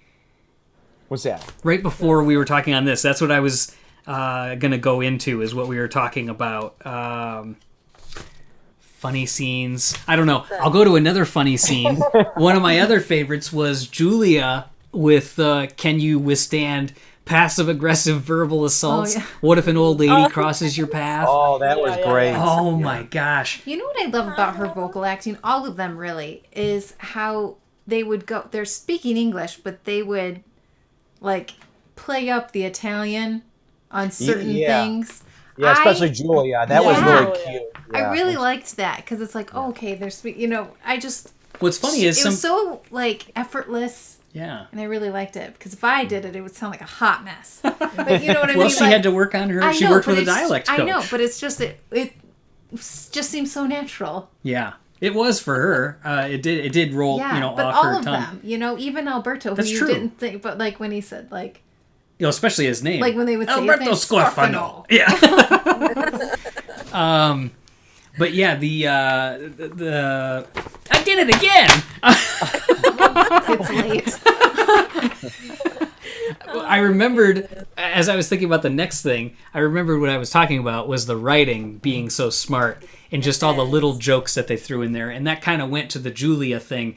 I loved how she kept zipping in from the side of the frame. Very cartoony, like you talked about with the mom. Very cartoony, her just zipping into frame. What if an old lady crosses your path? And then she does the different voice, and she says, "A nice bike, number one. Number two, I was kidding. Your bike is a disgrace." Yeah. So good. So we talked about that. What else? Anything else that we need to touch on? Is there anything else in the chat that we haven't touched on as well? Something that was just funny to me was when they tried the espresso and they immediately got all hyper. Yes. Yeah. The cat. Absolutely love that one. Yeah, he just touches, Alberto just touches his tongue to it, and he's just like, bing! Like pedaling in the air. Yeah, I mean, yeah, and like I said, all just the jokes with Ercole, slap him again like you mean it. Yeah. Gosh, oh, Julia giving him the book when she crosses off his name. Oh, that was Oh, sweet. and I think this is like, to me, like Monsters Incorporated. So in Monsters Incorporated, there's all those little things that the characters bring in the background. Like we talk about it, we love it, where the jelly monster goes over the sewer grate, great. and he falls to great.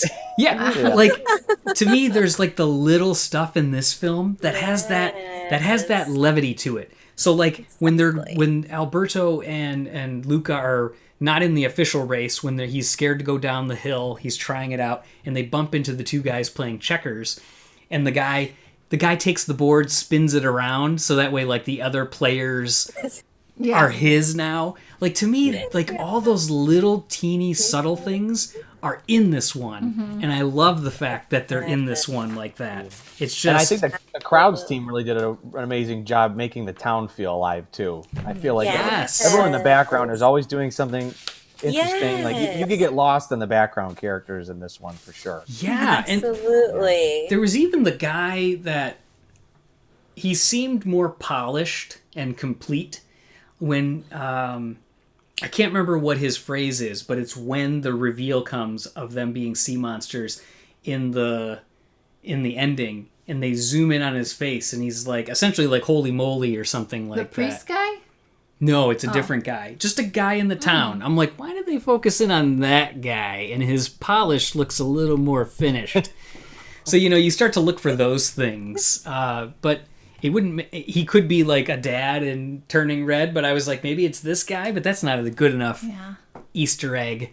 So that guy stood out to me. But you're right. The characters, the crowds, it was all done so well. The sets are really good. Yeah. Oh yeah, Seth's team. Beautiful. They captured like those. Massimo's kitchen is like that. Is little details like the tiles on the wall, just the things you would see in the kitchen. The espresso sort of container, just everything's just perfect. Everything was just, the research was done really well.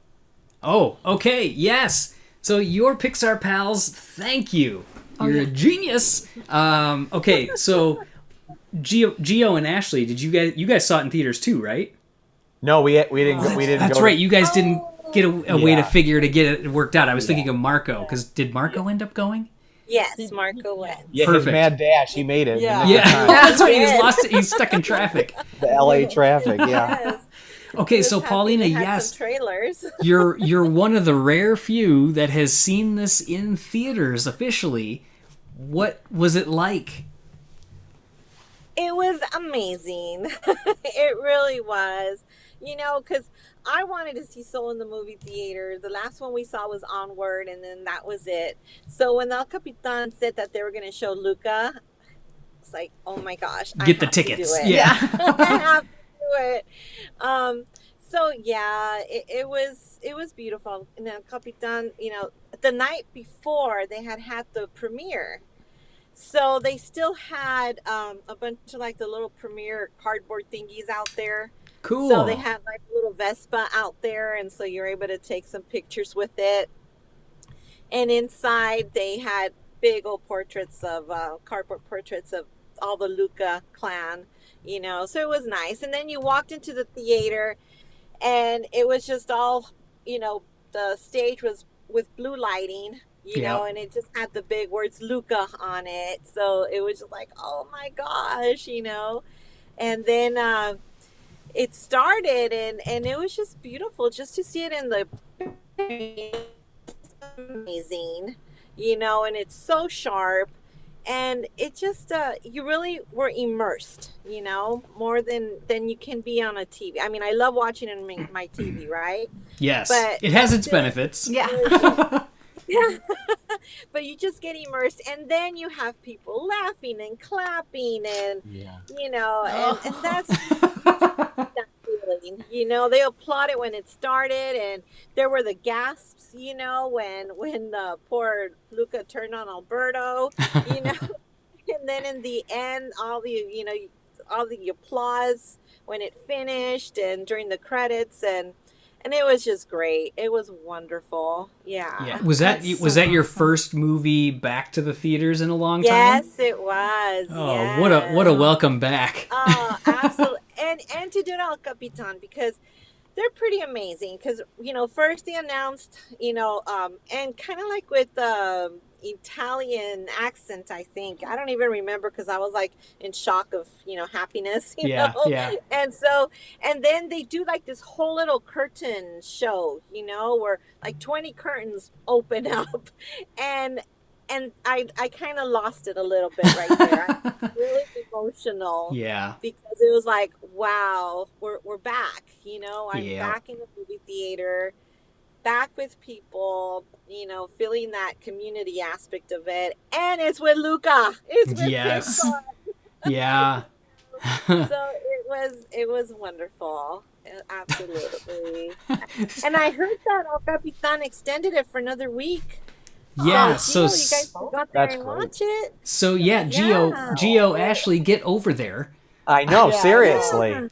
I just took Leo. We just went back to the movie theater for the first time since March of 2020. And I would have so much have enjoyed to see Luca, but we saw Peter Rabbit too, and that was pretty cute. Oh, cute. That's cute. Yeah. But I so wish we could have seen Luca in the theater. I'm still hoping Luca gets a release, right? We'll be I there. hope so. Yeah, absolutely. Yep. And Soul. Yeah. Yeah, the reference was great. I'm gonna go back to an Aiden comment that he put. Do you think we're gonna get more behind the scenes features uploaded soon on Disney Plus, or are they gonna wait until the Blu-ray? So yeah, I think they're gonna do it the same way they did with Soul. They're gonna give you just a couple behind the scenes things now, and then once the in-home release will hit is when they'll put the rest of the behind the scenes out there. If anybody hasn't seen it, you definitely need to go to the extras tab on Disney Plus for the movie and watch the 15-minute documentary that was taken as part of the research trip that Pixar did to Italy to learn more about it. So it was with Deanna and Don Shank and a whole bunch of Kim White, a whole bunch of people that were there, and it was really cool to be able to see, as they went diving in the water to see what that looked like, they're like, it's kind of like you can't see 10 feet in front of you. It's still murky, but it's still bright blue, like, and green. And like, so it's just, it's really cool. And I love the fact that they did that. So Aiden, yes, I totally think they're going to have much more. And I will tell you, as much as Enrico is having a blast on Twitter, soaking up the love that everybody is giving and sharing, he's responding to so many different tweets and questions that people have. I love when directors engage like that. But even just talking to him, even today at Clubhouse, I mean, he's done international press. He flew to Italy. He went to, all these other places, and he's been on essentially phone calls and conference calls for a month and a half, 2 months straight now. He still has as much energy. You've talked to him like twice now. Yeah. It's been great. Nice. But like, to be able to have like that passion for it still, I can't wait for his director's commentary. Yeah. Mm-hmm. I mean, well, and then there's a watch party Saturday. That's right, Saturday. Oh, that's right. So yeah, so if anybody hasn't seen that, check it out on Pixar's Twitter. We'll retweet it as well. That they're doing a watch party on Disney Plus. I think it's 3:00 Pacific. Oh, I don't remember the time. I don't remember the time. We'll have to look it up. But somebody in the chat maybe can pull it up for us and then let us know. But yeah, so they're going to do a watch along, and so he'll be tweeting out different insights as they go through and watch the movie as well. So that's going to be another fun opportunity that we're going to, of course, jump on to watch. And David Juan Bianchi, yes, he did good. It's at 3 p.m. Right. So cool. So Pacific, I presume. So because that's oh yeah, yep. So 3 Pacific, 6 Eastern. Thank you, Laura, for keeping us East Coasters alive. We're the East Coasters. All you spoiled West Coasters. So like to hear about Don Shank's set art direction. I don't have a whole lot to say about it. I can tell you that if you get the Art of book, Don Shank has a ton in there. And if you go to gallery.pixarpost.com and go to the Luca section, you can see a bunch of his concept art as well, like what he did for the town. They wanted to create those uneven buildings, and they talked about the fact that buildings want to be upright in computer graphics. They want to be perfect squares, but he created these paper models, and they did little cutouts of characters and put them on there so you can see some of those. But those are in the Art of book as well. I think some of those were shared on Pixar's social media too. Lots from the sets. Cameron is definitely, I have to wonder, Cameron, are you involved with sets or like learning about sets? Because you always have the good sets questions. So Laura, you're in Toronto. Yep. Oh, I didn't know that. Yeah. So yeah, what else? Do we have anything else to talk about Luca? Anything else that we forgot? So we had the great comment, the reminder about, getting the feedback from Paulina from seeing it in theaters. Is there anything else that we're forgetting, haven't mentioned about Luca that we want to put out there? I think You covered it? Yeah. I did a ton of talking. Sorry, guys. Did it make you guys cry? Any tears? Oh, yeah. I cried. So, good. That's a great question. I did not. Not at all. Really? Oh, gosh. Wow. I thought you teared up. I thought you said you teared up. Honestly, it was like during that train sequence where I kind of like, I got barely misty. I was like, I felt it coming, but I didn't actually cry, which is rare for a Pixar movie, for me. I mean, I cry easily regardless, but I mean, like, especially at movies or music. Yeah. But in terms of like this, for some reason I didn't. I think honestly, part of it is at home. Watching it at home is different than in the theater. I feel much more immersed in the theater. Now, we have a great setup. We made sure it was dark. Yeah. We turned our lights like a dim gold color and dimmed them to 10%. He did. Okay, yeah. And I only put them on the edges. We tried to make it like as close to theater as we could.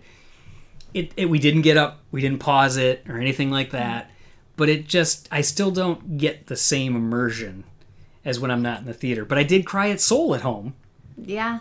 I think, honestly, the visuals were so gorgeous, I couldn't even take it. Like, I was just so blown away with everything. So what about Gio or Ashley? Did you guys cry? Tear? I got teary-eyed at a few parts just because of how like pretty it is. Also, it's a Pixar movie. Like, I was excited. But when Luca turns on Alberto, I definitely got like a little like a little choked up. And then at the end with the train scene, watching Luca with the rain and then he transforms again, I was like just a few little like tears. Yeah. Just a little bit. And then I think you were the same. I the second time it hit me than the first, but when Luca and his mom are saying goodbye to each other at the end, I guess that part right there, I guess maybe it kind of like made me think every time I like say goodbye to my mom, like I'll go home to Michigan and I see my mom and then I'm like leaving to head back out here. And it reminded me of like saying goodbye to her. So I don't know, that moment hit me.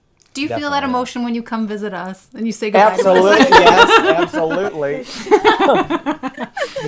Half the time I have to be like, all right, Gio, let go. I know. Yeah. Let me stay. No. That's really sweet, though. That's really sweet. I love that. I will be honest, Gio. We have talked about your relationship with your parents and how great it is before. Oh, and if Leo is not... We say we want Leo, our son, to be like you are with your parents, because all the time. Like, you're always so gracious on social media, like talking about your dad and like your mom. And I'm just like, if Leo does not turn out to be like he will. He absolutely will. You guys, I'm gonna have to return him. I'm kidding. So yes, we've talked about it before. So Gio. And you're going into the arts, which is what I would. Yeah, so you're hope. You're close to our age, but you're gonna have to just be part of our family now too. Yeah. We're the Pixar family. We always will be. That's true. Paulina, I assume since you were getting teary-eyed at the curtain call, that you were probably crying during the movie as well. You know, I went downhill from the part where Alberto comes running with the umbrella. Yeah. So that Luca wouldn't get wet. I thought that just like, oh my God. Like, no, so I'm going to cry again. Like, that's a friend right there, right? It's like, wow, willing to sacrifice yourself for that friendship. And then from that point, Luca sacrifices for Alberto. And right there, you truly see that connection that they really had, no matter what the differences, that happened. And then just from there, when Julia falls, and instead of, their first instinct was just, okay, we're going into the ocean for our safety. But then he puts on the brakes because, no, Julia needs them. Right. And they go back and they help Julia. And it's just like, wow, that's friendship there, you know? And sometimes in life when you just fall, so I'm going to cry. You just need a friend there to help you up, Absolutely. As you talked about in our text messages, we've helped each other with some Silencio Brunos. Exactly. Yeah. Yep. I would hold an umbrella for all of you. I would too. Absolutely. And I think I had told you that, DJ. It's like when Alberto says, you got me off the island. Yep. I'm okay. Yeah. And I think that applies to no matter what stage you are in your life, what season 100%. You're in. You always have that friend that will help you get off that island. Yeah. Oh, I love that. So, I just think that's beautiful. And that's why I give it a 10. Nice transition to try to hold it together. I like it. Yeah. I give it a 10. Exactly. I know. Where's the cat? And you told my cat. Yeah. Us too. So, okay. So your Pixar pals, how much merch have we purchased? So we had talked about the fact that unfortunately... We bought too many Happy Meals, first off. I am kind of like Happy Mealed out. Yeah. because we want all of the toys and we keep getting the same ones. And it's not like the old days where they'll like, let you be like switch. swap them out. They're like, no, we can't touch it once you touch it. You can't Like, go in the restaurant still here, and yeah, so we have a lot of duplicates. yeah, they won't just sell them at the window yet. So it's just They're like, Disney, so you can't sell them either. Oh yeah, who did you get so far? Okay, so far I have this one. Okay, oh, we don't have that one. we don't. I have We have him. Massimo. Yep, Massimo. yep. I have Luca. Oh, we don't have. We Luca. don't have the- We have the Alberto one, Ah, like that. Yeah. And I have, Oh, and then of course Mona Lisa. My gosh, you've gotten pretty lucky with these. Yeah, my husband has helped me Excellent, gather some. excellent. Yeah, Oh yeah, it's just like I need them all. of course. But, I was able to buy oh my gosh, Machiavelli. Thank you, Machiavelli at El Capitan. That's the only place where I've seen Luca Oh, merchandise, because I haven't even seen it at World of Disney Store yet. So really? I haven't, I was Wow. there last week, yeah, which is probably a good thing because I'll probably go crazy with the merchandise. So Oh, man, Well, I so hope- tomorrow she's tomorrow gonna go I'm look. going, but our as all the Disney stores are closing around here, we only have one, and it's an hour away from us. But I'll be out that way, which isn't far, but I mean it's kind of far. And it's an outlet location, so I don't know what they're gonna. I don't know. We'll see. well, it's an hour away, Julie. So you just have to buy it all. Just bring it yep, all. you're in the moment. That's the deal. Kind of usually what happens. I will say this I is just anything because I always wear my Apple Watch and I pay with everything basically on my Apple Watch. And for me, like when I use my Apple Watch to pay, I'm like, oh, it's free. It's like when you get your first credit card and you're like, oh, nothing's real. yeah. This Apple Watch, I'm just like, it's nothing. Like, oh, it's free. Then he's like, what did you buy? I'm like, I don't know.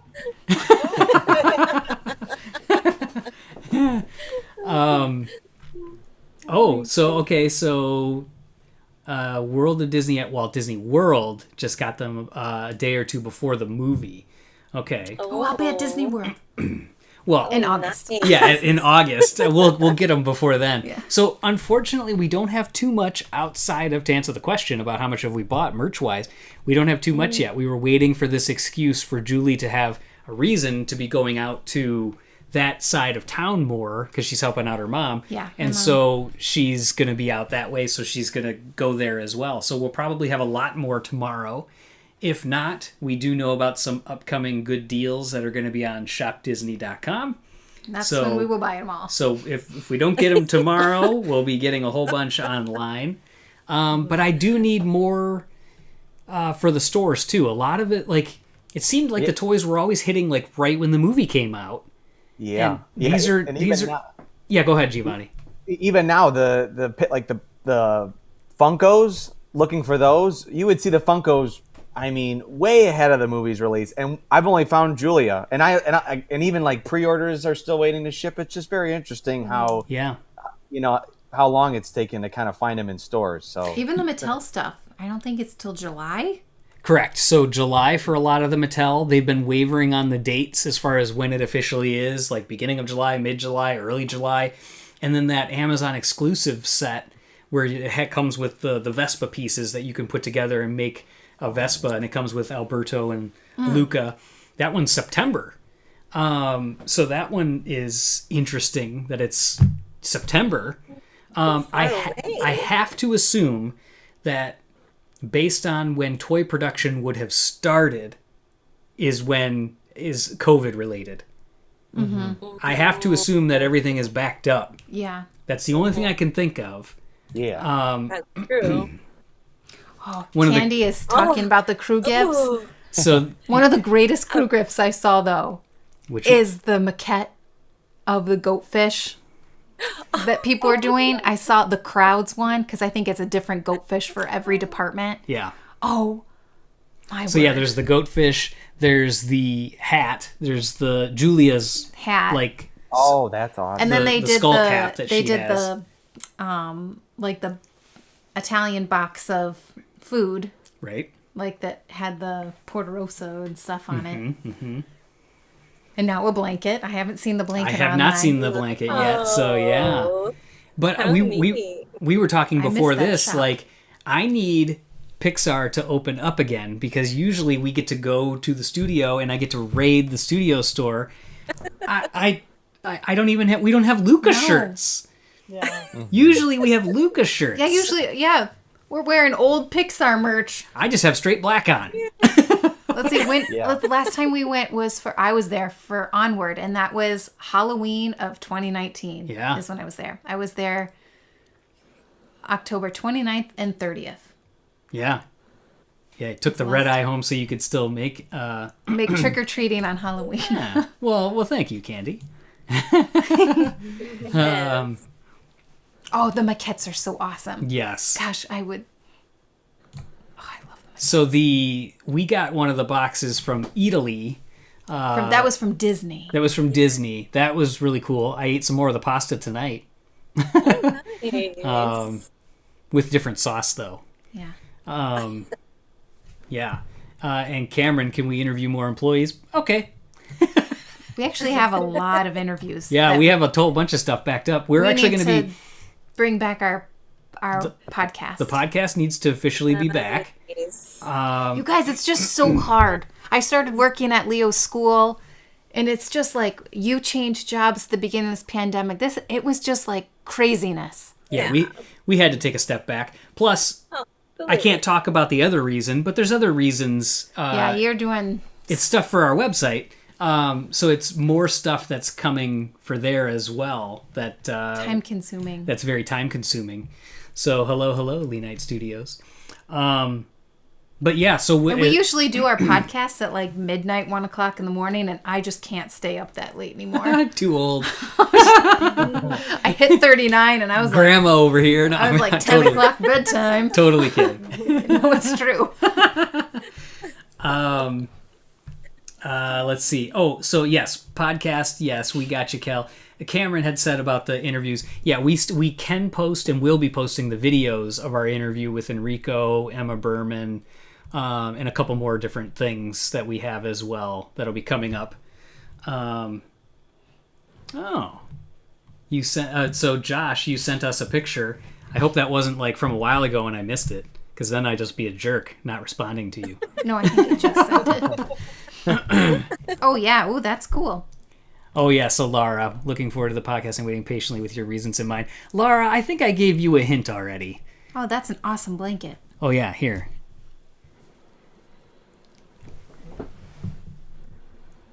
Can we see it? Is it too It looks small? like a quilt, kind of. Yes.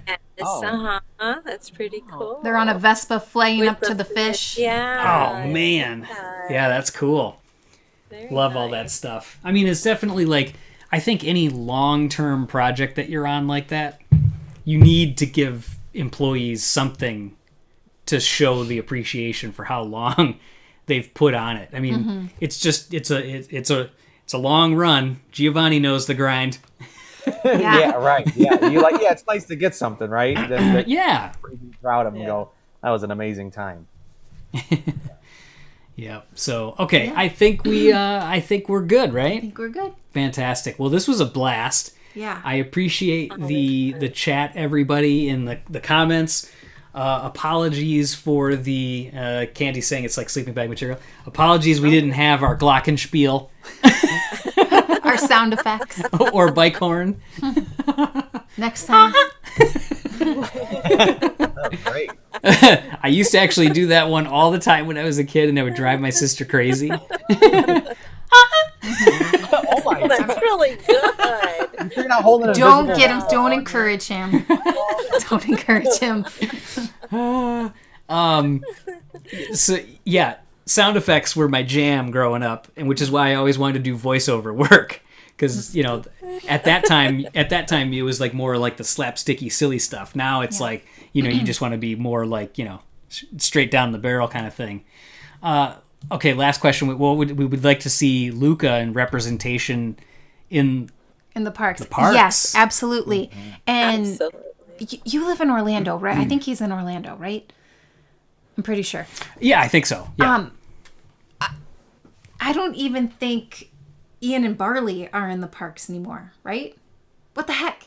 That was like, what, a week? Yeah. I mean, I know the world kind of shut down afterward, but it's just like, ugh. I wish they were back in the parks. I wish Luca something, I don't know, maybe in the Italy pavilion? Well, I I'll mean, check that would in make a whole lot of August. sense. That's perfect. We should ask Jeff. He's there like every other week. That's true. Oh, every day. My God. Ashley just gave the dude. Yeah, I don't think he ever leaves. He lives in Minnesota, but I don't think he leaves Florida. Yeah. No. He told me in a side conversation, and this is, I shouldn't even probably be talking about his personal stuff, but he's like, yeah, he brings, because he's there so long, he brings like his full like 27-inch iMac with him to Florida because he's there so long. It is, Lord. So Might he as well get comfy. just brings his whole computer.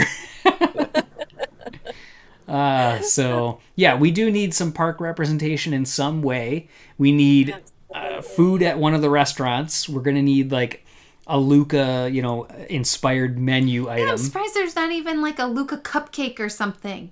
Yeah, I they have usually not- do like a something for a I haven't release like seen that. any, and I follow all those YouTubers, Foodie. the Tim Trackers, the All Ears. I follow them all. I have not seen anyone say that there's like a Luca cupcake or something. We gotta There make was this Father's happen. Day stuff. That's true. There's not.